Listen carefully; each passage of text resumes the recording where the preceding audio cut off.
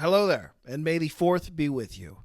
To celebrate Star Wars Day this year, I thought it might be fun to dig into my own personal vault and pull out my first ever full completed rewrite that I did, but have not released until now. And that rewrite just so happened to be on the 2022 show Obi-Wan Kenobi. Gaming cookie guy! Entertainment.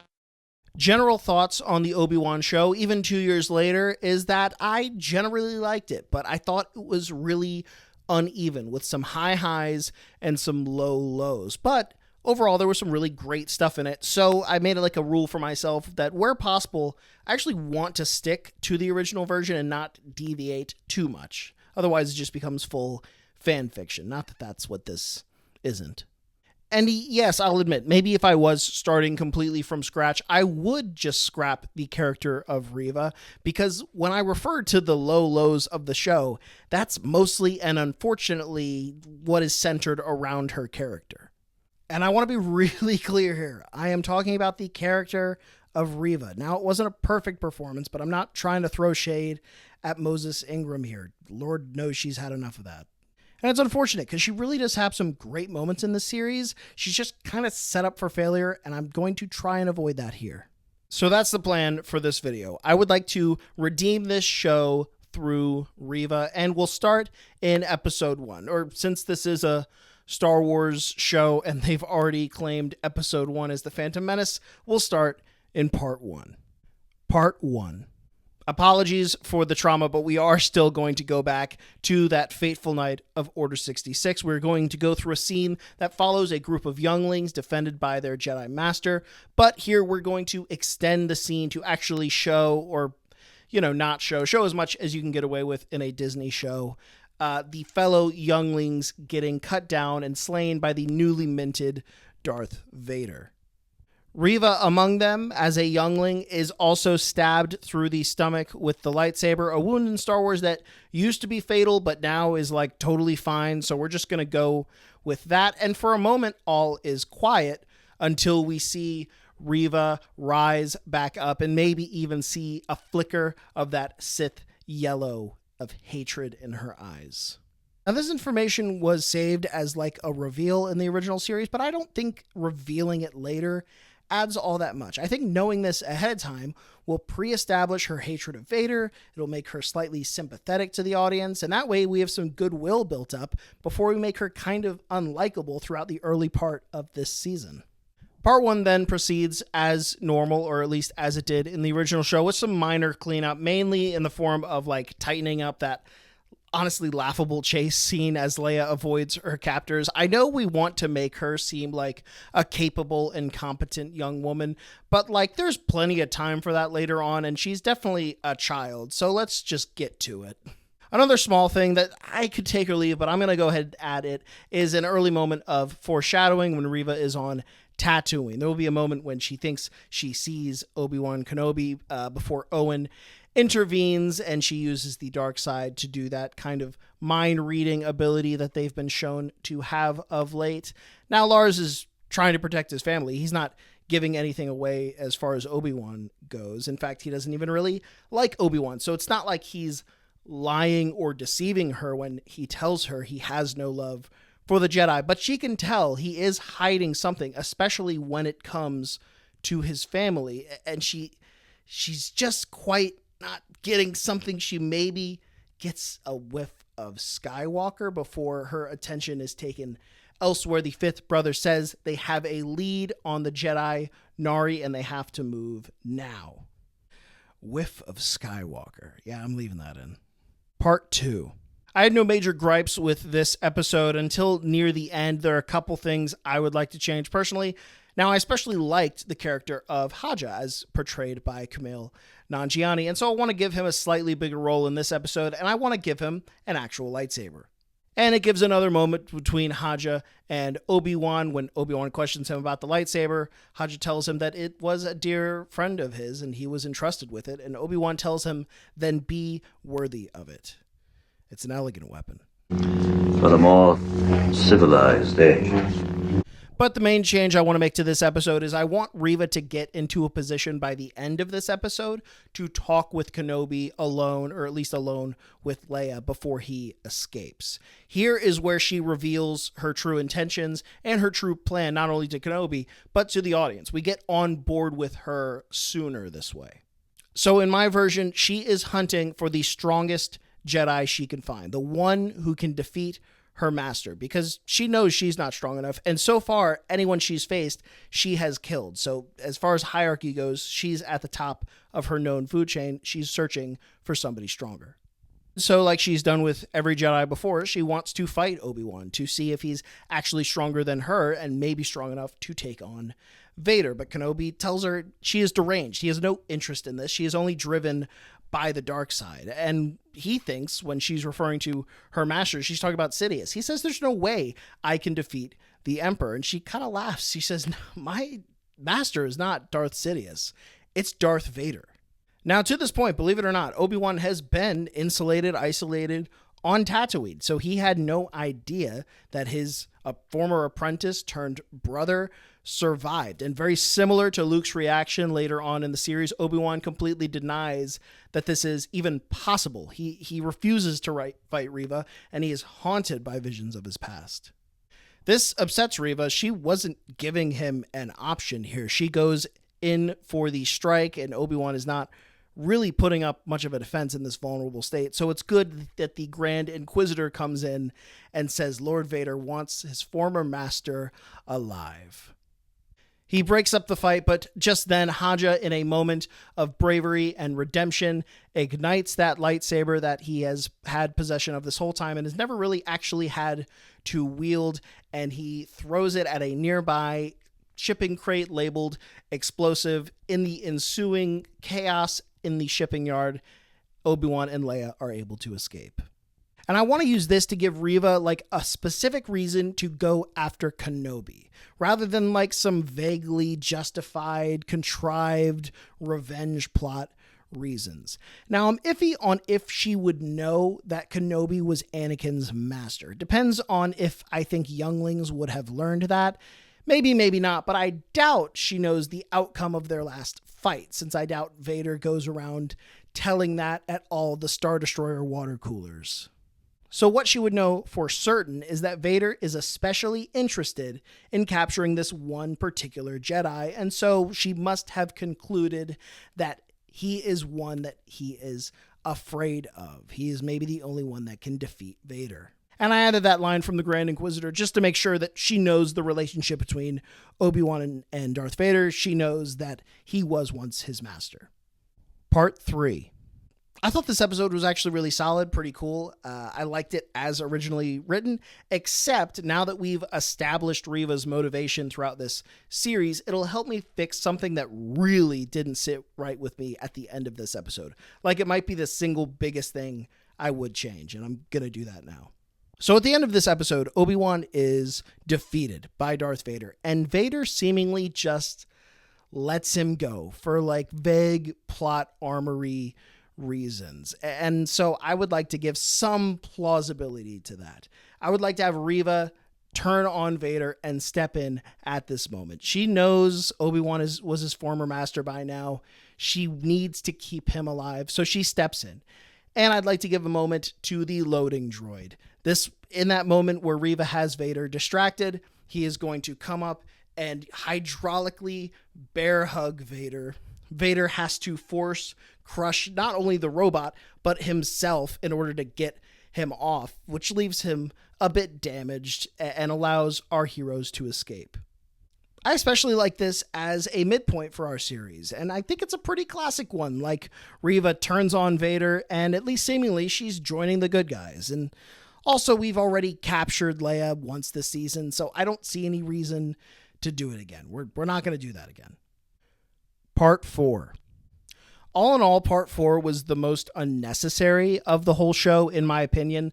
Like, yes, it gives Obi-Wan a cool moment in the Fortress Inquisitorius when he's reconnecting with the Force, but it also has, like, the most contrived infiltration and escape I have ever seen. I know they explained it in the show, but I am just not satisfied. So I am breaking my one rule, and I'm basically changing this whole episode. And so my part 4 is set a couple days after the encounter with Vader. We find Obi-Wan recovering in a bacta tank, and if we want, we can cut to Darth Vader doing the same, because, it's like poetry, it rhymes. And so while he's floating there, Reva reflects on her life and tells Leia and Obi-Wan her story, how the dark side, her hatred, it was the only thing that kept her alive. It's all she has known since childhood. Upon getting out of the tank, Obi-Wan thanks her for saving his life, but she makes it clear she hates him too. She hates him for training that monster, and she hates him for failing the entire galaxy. But right now, he's useful to her. That is why he is still alive. And Obi-Wan really has to consider this. Like, he has no interest in fighting, but is it his duty to try and atone for the sins of his past? He wrestles with this, but ultimately he declines. He tells her he has to get Leia back to Alderaan, and his duties lie on Tatooine. Reva's connecting a couple dots, but she doesn't quite get it yet. She realizes she really did see him on Tatooine before Owen interrupted, and she's baffled at why he'd want to go back to that backwater planet. It's going to take her a little while longer to fully put the pieces together.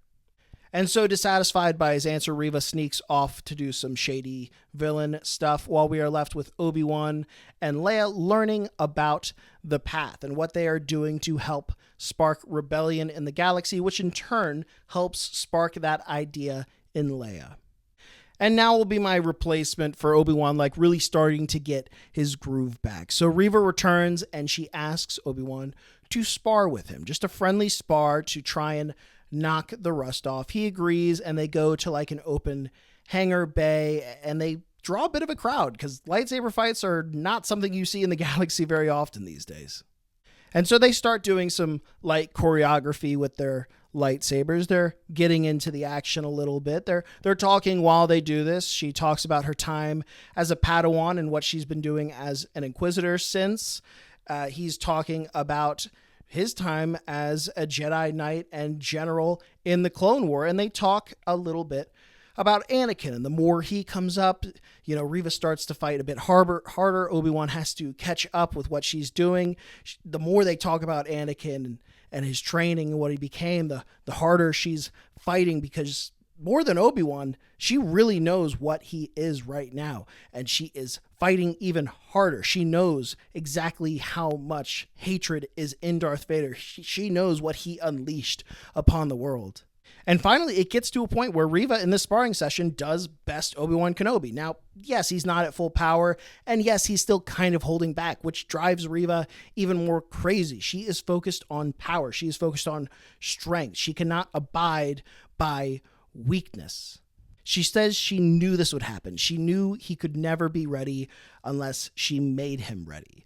That is why she has triggered a tracking beacon to their location, and she has disabled their ships. She is forcing a direct confrontation with Darth Vader. Now, I didn't think I'd have to say this, but spoilers for Jedi Survivor, because I know this is extremely similar to what happens in that game, but I promise I have the receipts. I wrote this before I ever played that game, and you just have to take my word for that. If anything, they stole the idea from me. Obi-Wan cannot believe what she has done. He is shocked that he would risk all of their lives over her own personal vendetta, but that's what Sith do. That's what she's been trying to do her whole life, basically. He tries to bring her to his senses. He tries to reason with her. Reva, do you think he will stop at just me? He will destroy this whole place. Think of the children. Think of Leia. She says, then you better not fail this time. And Obi-Wan tells her honestly, I can't. I'm not strong enough. Even when I thought I was too weak to destroy what I had created.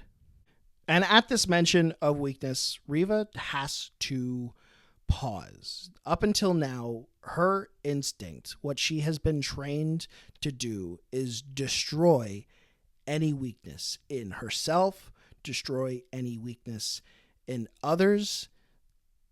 But in this moment, she extinguishes her lightsaber. She holds out a hand to him and says, we will face this together. The remaining time in this episode should be used to show Vader and the Inquisitor preparing for their assault on the base, while this is intercut with the path preparing their defenses and Reva and Obi-Wan preparing to fight united together, even though she is the reason they're in this mess. Part 5. This episode 2 can go pretty much just how the original episode did, except instead of Reva leading the frontal assault on the base, it would be the Grand Inquisitor, because I'm not having a fake out death earlier in the season. I don't see a reason to do that. And I think this gives an opportunity for Obi-Wan and the Grand Inquisitor to have a little interaction. I feel like they'd probably know each other from their time as Jedi. I mean, the Grand Inquisitor was temple guard. He might have even been like on duty the night of Order 66, just let Darth Vader right inside. I don't know if there's a canon answer to that or not, but maybe we could establish one here. During the fight, in the classic Obi-Wan style, he would be fighting way more defensively. He is on the front lines, but he is blocking blaster bolts. He is defending the people around him, whereas Reva is going to fight much more aggressively. She goes directly after the Grand Inquisitor. Obi-Wan calls after her to stay together, to retreat together, but she is blinded. She does not listen. And we could still do the flashbacks in part 5 like the original episode did, but I'm also not against showing them in the previous episode during their sparring session. Either way, I want the main things that these flashbacks do is to show the similarities between Anakin and Reva, highlight their reckless desire to win versus Obi-Wan's desire to protect life. During the assault, the main group have been retreating deeper and deeper farther back into the base, backed all the way into the hangar bay, where Obi-Wan dispatches Leia in an attempt to try and get at least one of the ships reactivated with Lola, while Reva is still outside one-on-one fighting the Grand Inquisitor. And to her credit, she's doing pretty well. Like, I want this to be a chance for her to show her full power. Like, obviously she's not going to kill the Grand Inquisitor, but they're pretty much on even playing field. She might even be a little better than her. That is, until she sees Darth Vader's dropship coming down with a whole other squadron of troopers. But for once, she thinks she has backup. She thinks she's fighting with a team, but as she looks around, she realizes that once again, she's completely alone. And so she force pushes the Grand Inquisitor back and hightails it back into the base, collapsing the tunnels as she runs. Finally, she reaches the hangar bay as the last couple of stormtroopers are being killed off by the main group, and Leia gets one of the ships operational. Reva is furious at Kenobi. All she thinks of is herself. She thinks that he abandoned her again, and he correctly points out that no, her hatred is leaving her standing alone. He begs her to join him in escaping. He does not want to leave her behind again.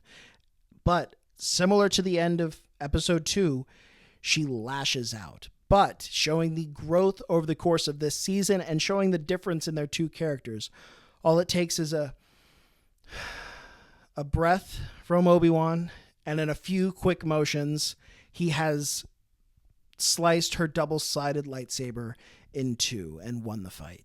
At this point, the ship starts to rise into the air. He's standing on the gangway, holding a hand out to her, telling her once again, join me.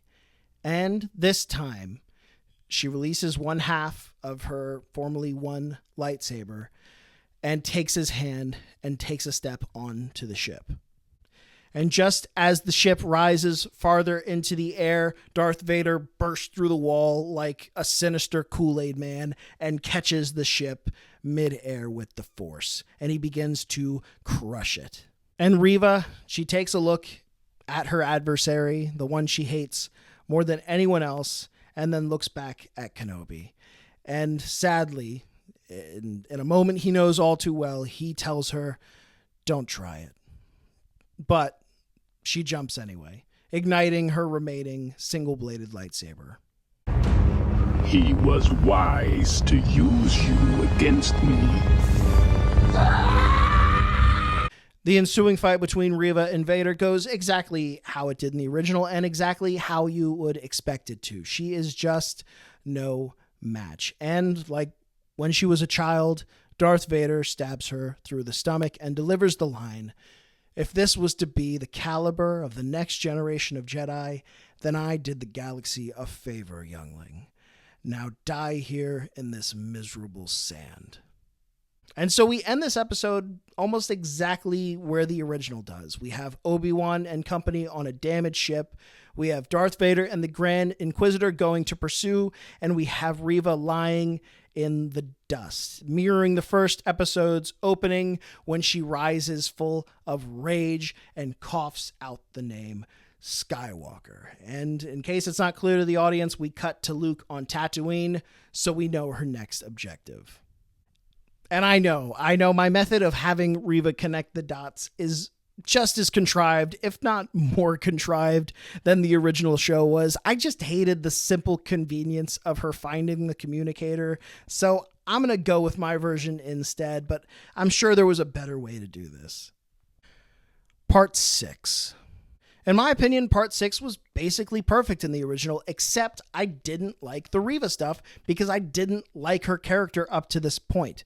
Hopefully now this will work better since we've spent more time getting to know her and her motivations.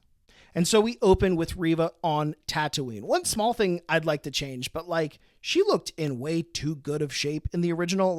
I need her to be on death's door here, hood up, limping, maybe one Sith yellow eye, just looking extremely scary and extremely hurt.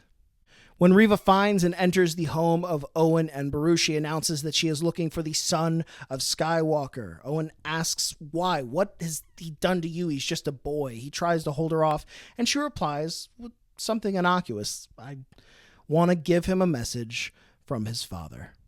And we intercut her hunt for Luke with the single best part of the show. This is the moment we've been waiting for. We start on the shuttle with his goodbye to Leia, and we eventually lead into the final confrontation with Darth Vader. There is no change needed here. It's only when we reach the end or the conclusion of the fight that I want to jump back in and tweak just something slightly. First off, when Obi-Wan is in the pit about to be crushed, he is using all of his might with the Force to keep the rocks off of him, and all he can dwell on in that moment, all he can think about, is that he is being crushed by his past. Literally, figuratively too, but mostly literally. And this is when I want Lola to make her way out of his robe and remind him what this show has really all been about. This show has been Obi-Wan running from his past, being ashamed of it, being afraid of it. And his big lesson here, this whole show has been trying to show him that there is still hope, there is still a future in this galaxy, and there is still something that he needs to fight for. And it is only when he thinks of this, not his past, but the future, that he has the strength to push that weight off. They continue the fight, and Obi-Wan manages to get one good cut into Vader's helmet. It is at this point when he hears his feeble breathing and he hears the voice of his friend that he tells Anakin how much he regrets what has happened. And we get probably the best line from Hayden Christensen in all of Star Wars. You didn't kill Anakin Skywalker.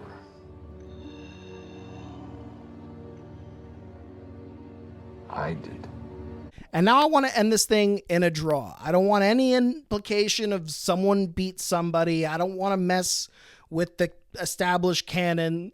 I want this to be a stalemate. I know that's not the most satisfying conclusion, but it's the one this episode needs.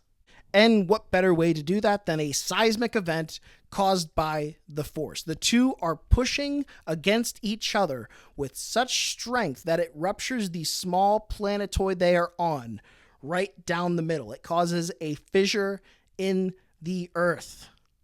They are now a sufficient distance away from each other that you can't say who has won the fight. They are both standing relatively tall, although Obi-Wan has taken much more of a physical toll. And it is only after this expenditure of energy that we can kind of have a moment for these two to reflect on the fight, and we get some amazing Ewan McGregor performances. He tells him he's sorry. He's sorry for everything. And Vader doesn't want his pity. He doesn't want him to say sorry. He just spits back, let the past die. Now, I've been on record as not the biggest Last Jedi fan, But I think the ideas of letting go of the past are just too perfect not to put in this episode. Plus, in that movie, they kind of reject the idea, but I think it was the right lesson to learn, and I want to put it in this. And in a way, he's completely right. They both have been holding on to the past, and they need to let it go. And in this way, they learn together one final lesson as master and apprentice. Having let go in this moment, Obi-Wan gets a vision of Luke fleeing Reva on Tatooine. And Obi-Wan tells him, maybe you're right. Maybe we'll meet again one day. And I want him to say this because I want it to lead directly into A New Hope when Vader says, I've been waiting for you, Obi-Wan. We meet again at last. And now to wrap up this show in what's kind of an epilogue, we cut back to Tatooine and the wounded Reva is still in pursuit of Luke, chasing him through the Dune Sea. Reva, again, looking very hurt and very scary, but also very afraid and conflicted. She rears back her lightsaber to land the killing blow, but just before she can rain it down upon her enemy's child, she sees a vision of herself as a child, except instead of Darth Vader standing before her, it is herself, and she realizes what she is becoming. We cut back to the scene of her bringing Luke back to Beru, Obi-Wan, and Owen, and I really liked her acting in the scene. I think this was her best scene in the whole show, so I'm going to keep that whole cloth. I couldn't do it. I failed him. He killed them all and I couldn't do it.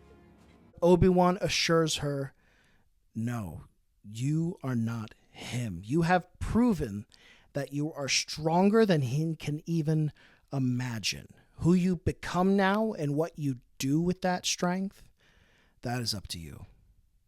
And that is where I would have left the character of Reva. That is how I would have rewritten Obi-Wan Kenobi. I hope you're enjoying your Star Wars day, and I hope you enjoyed my version of Obi-Wan Kenobi. Please let me know in the comments what you would have done to try and improve this show, and please be sure to let me know in all the ways that I messed up Star Wars canon. And if you did enjoy this video, please do subscribe. It's the best way to tell me that you did enjoy the video and want to see more. Until then, may the Force be with you.